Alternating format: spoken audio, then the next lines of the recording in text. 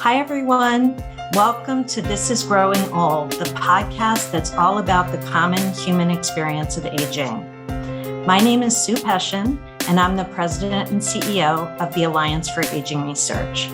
June is Pride Month, which is when LGBTQ+ communities and their allies come together to celebrate the freedom to be themselves.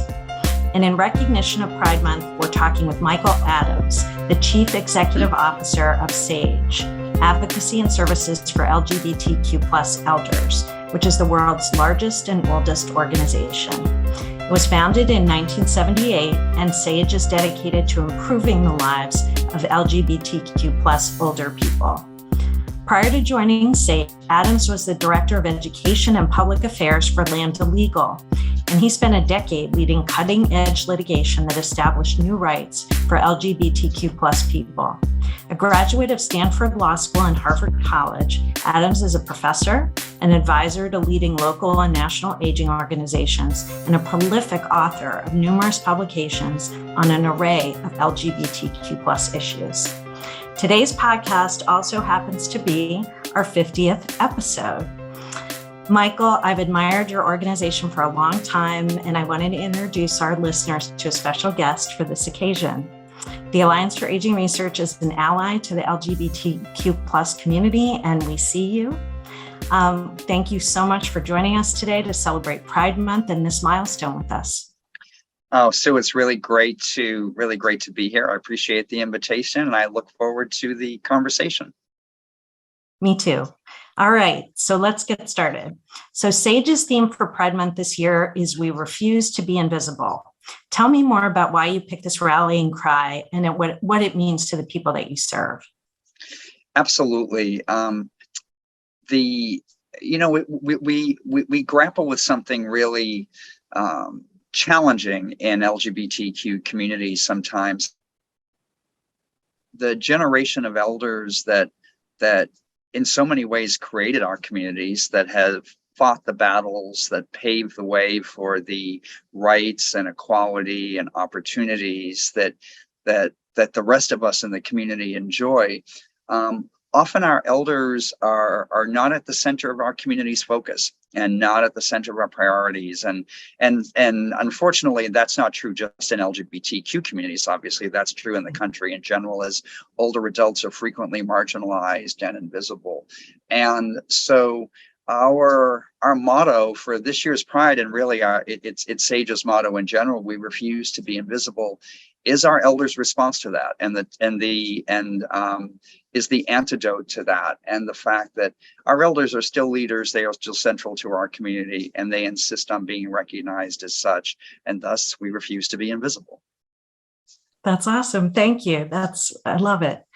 Okay, so the pandemic has put a spotlight on older adult health and long-term care experiences, as well as on social isolation. And SAGE has done really groundbreaking work for LGBTQ+ older adults to address and prevent sexual orientation and gender-based discrimination and harassment, both in senior healthcare and in direct services, through your Old and Bold campaign. What do you think it means to be old and bold, and what are some important policies and practices that are inclusive of LGBTQ+ older adults and set the tone for a welcoming culture? So the Old and Bold campaign is a new campaign that is a very exciting next chapter in the work of SAGE and our community to ensure that all programs, all spaces, all opportunities that are available to older folks in this country are equally accessible and welcoming to LGBTQ+ older adults. And the Old and Bold campaign specifically focuses on bringing to life and implementing a big legislative victory that occurred in Congress back in 2020, when Congress amended the Older Americans Act, which is the kind of guide and funding parameters for federally supported aging programs across the country. Congress amended the Older Americans Act to, for the first time, make LGBTQ plus older adults a priority in the federally funded aging network for outreach, for services, for reporting, and for data collection. That was a great victory, but as we all know, changing laws is just the first step. And then implementation and bringing those changes to life is what's key. And so Old and Bold is a campaign by our elders and by their allies, supported and sponsored by SAGE, to work with local area agencies on aging, state offices on aging, and the aging community more broadly, to breathe life into that commitment to prioritize LGBTQ plus older adults in federally funded aging services. More broadly, Old and Bold links right back to the conversation we were just having about we refuse to be invisible, right? It's about our elders being in the lead to ensure that best practices are in place. And best practices start with a commitment not to discriminate, a commitment to eradicate discrimination on the basis of sexual orientation and gender identity.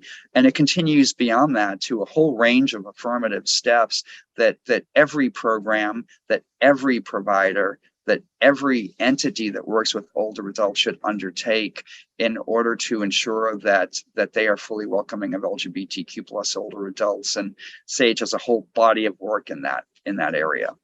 And I imagine it's also to let people in the community know that this change has occurred, because that takes a while, right? And that's probably been a long history of avoiding direct services and programs because you don't feel like you would be welcome otherwise. That's right. That's right. And what we see, unfortunately, among LGBTQ older folks is often avoidance of services and care because of a fear of mistreatment.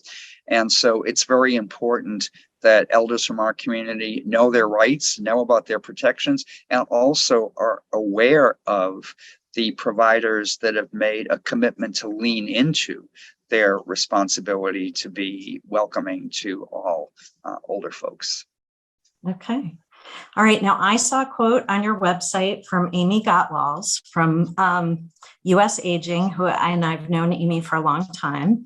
Amy said SAGE's National Resource Center on LGBTQ plus aging, quote, takes groups and professionals to the next level of cultural competency, and they do so in a professional and sensitive way. So I was wondering if you could tell us about the center and how people and how the Alliance can get involved. Yeah, absolutely. So the National Resource Center on LGBTQ Aging is a partnership now more than a decade old between SAGE and the federal government, between the Department of Health and Human Services and the Administration on Aging. And the center has several priorities. One is, per the conversation we were just having, to provide technical assistance and support to the federally funded aging network in order to allow those organizations to do a good job and adopt best practices for working with elders from LGBTQ communities. The National Resource Center is also a resource for elders themselves and their caregivers to get the information, the resources, the tools that they need to maximize their opportunities. And we work with LGBTQ community organizations as well. I have to say the resources available through the center are just extraordinary, very, very expansive, adapted to many different needs. And we'd love for everybody to check out the center at lgbtagingcenter.org and check out the resources that are available there. Terrific. That's great. All right. Well, now let's talk a bit about family caregivers and tell our listeners about the unique obstacles that are faced by LGBTQ plus family caregivers. Yes, so the obstacles that caregivers for LGBTQ older folks face in some ways mirror the obstacles of our elders themselves, and starting with isolation. We know that older folks in LGBTQ communities often age in isolation, but our caregivers are more likely than caregivers in general to be isolated themselves in their caregiving role. And that's because, unlike in the traditional family caregiving environment, they're often not part of a family network. They're not sharing caregiving with siblings or other family members. Often it is perhaps a partner, but often a friend, a neighbor, an ex-partner, and in many cases, they are the only caregiver for the elder they are working with. So that the stresses and challenges that come with caregiving in general are even greater if the caregiver is themselves isolated, as is often the case in our community.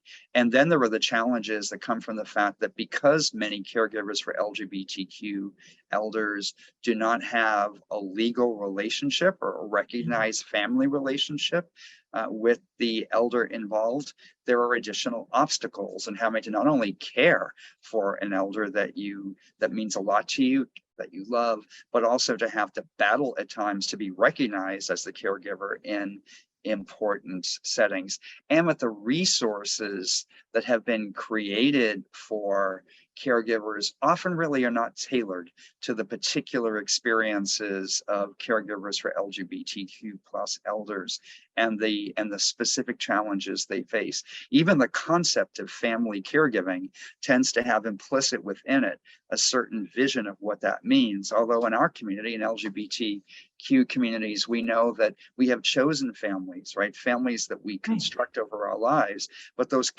families often look different than traditional family caregiving constructs. Yeah. So what can groups like mine and the disease-specific groups in chronic disease, where you have older adults that have family caregivers within LGBTQ plus, what can we do better to make people feel welcome at support groups, to utilize services, all of that? What could we be doing differently? Is that something we find at the center that you have, or do you have other suggestions? Yeah, you can. There are great resources available to help organizations working in disease organizations like the Alliance. There are great resources available through our National Resource Center on LGBTQ aging, best practices, handbooks, etc. I would say that the most important first step is to acknowledge the presence, the existence of caregivers for LGBTQ plus elders, and that their experience is different, right? To open up that visibility, to make it clear that we recognize that those caregivers are in our midst and that their experiences may be different and are different in some cases than other caregivers. And then from there are a series of best practices that providers and organizations can utilize, and those best practices can be found at lgbtagingcenter.org. Terrific. Thank you. That is really helpful. So I'm curious, tell us one of your favorite stories from your time at Sage. I have a lot of favorite stories from my time at Sage, but I'm actually going to share one that's very fresh in my mind because it just happened this past Sunday. This past Sunday was the big annual Pride March here in New York City, and it's the first one in a couple of years because of COVID, which made it probably even more exciting and powerful and huge. And Sage always has a big contingent at the Pride celebration, and it means a lot to our elders to turn out. The community shows a lot of love during Pride for Sage and for our elders, and we were oversubscribed. We had more people. We have a bunch of people that march, and we have a bus for folks that aren't able to march. And we had more people than we realized. I guess our RSVP count was off, and we had a gentleman in a wheelchair who was unable to get onto the bus. And he, it's a long march route. And so we initially were talking with him about the fact that he might need to go home, watch from the sidelines, and he said no. he was determined he was going to be part of the march. And so this gentleman in his wheelchair did the whole march himself. Obviously, he was helped and pushed along by a volunteer, a colleague, but it ended up being a great experience watching him because he stood out. He got incredible reception from the crowd, and he gave back so much. So I just love watching that. I just love watching his resilience, his determination that he was not going to be stopped, that he was going to enjoy this pride in the way that he had intended, and then watching him get so much love and support from the community. So that's a recent great stage story for me. That's a great story, and he really gave back by letting people help him. That's definitely a gift. All right, well, we have just scratched the surface on a lot of great content and expertise, and I just invite everybody to please check out Sage's awesome resources at sageusa.org. Now we have 2 closing questions we ask all of our guests. The first one is, when you were a kid, what did you imagine growing older would be like? Yeah, that's a little bit of a complicated question for me in some ways, because when I was a little kid, I imagined I was very close to my grandmother, and so I imagined growing old like she did, and very, very independent, very much on her own, and surrounded by a really large, big family. And then as I got a little bit older, and realized I was gay, I couldn't quite figure out for a while what old age was going to look like for me. But at some point, actually in my early 20s, I attended an LGBTQ Pride March in New York City. And many years before I ever came to work for Sage, I saw the Sage bus go by, and I saw all of the elders on the bus, and how fierce and proud they were. And I kind of realized at that point that what I could aspire to in my old age was a mix of what my grandmother had, and what we have in terms of the support and opportunities in the LGBTQ community. So it kind of evolved for me as I got a little older and figured things out. That's great. Oh, and so you found your way, I think all of us need to. And so what do you enjoy most about growing older now? I think what I enjoy most about growing older now is I guess I would say the peace that comes from perspective. I'm of an age, I just turned 60 last October, and part of what that means is that in my 20s, I lived through the worst of the AIDS epidemic, and I lost a lot of friends at that time. It was a really, really, really hard time. But you learn things from times like that, right? And you learn resilience. And as we go through difficult times, difficult challenges, the challenges our country faces now, the challenges in our communities, I do find a certain peace from the perspective of what I've been through over my life and what I've lived through, and I appreciate that. I think it helps me kind of hold it in the road, so to speak, as we look at some of the big challenges that we face as a community, as a country, and as a world, right now. Absolutely. You've gotten a lot of perspective over your life. If I might, I just want to ask you, given the, overturning of Roe v. Wade last week by the Supreme Court, what are you concerned about for LGBTQ plus community, the turning back of other laws? What is keeping you up at night? Yeah, well, we are very worried about what's happening at the Supreme Court and what's happening in the country as a whole, recognizing that what occurred at the Supreme Court last week with the overturn of Roe v. Wade is not an accident or a fluke. It's the culmination of an effort over many decades by forces in this country that do not respect the individual rights of many people, including LGBTQ plus people, and who believe that they should impose their own religious or moral view of the world on every person in this country. That's a very scary proposition to know that those folks are now in control of the Supreme Court of this country, and engaged in many other efforts to weaken our democracy, and many other very dangerous things. And so it's a tough time. We're worried about the rollback of LGBTQ plus rights, the potential for that. We're worried about the attack on the rights of so many people, on women, on pregnant people, so much of what's concerning, and including even attacks on our very ability to engage in political advocacy in this country and to vote, so that we can push back on these things. So there is a lot that concerns us as an LGBTQ organization, as a social justice organization, as an organization that is committed to advocacy and democratic participation. There are red flags all over the place, and so we have a lot of work to do. And at the same time, one of the beauties of being in an organization where elders are at the center is that we've lived through a lot. Our elders have lived through a lot. We know how to fight back. We know how to push back, and we'll keep doing that. That's right. That's right. And we just really appreciate the opportunity to be with you today, Michael, and for joining us, and for your inspiration. Thank you, sir. Absolutely. So for everyone listening, thank you for listening to our 50th episode of This is Growing Old. And if you're enjoying the show, please subscribe wherever you get your podcasts, and have a fabulous day.